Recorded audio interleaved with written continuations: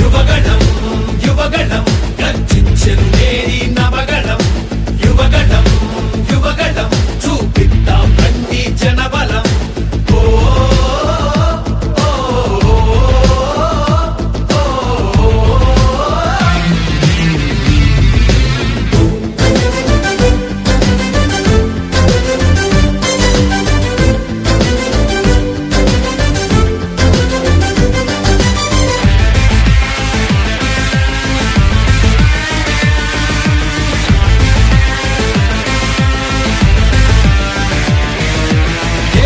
తొమ్మిది రత్నాలు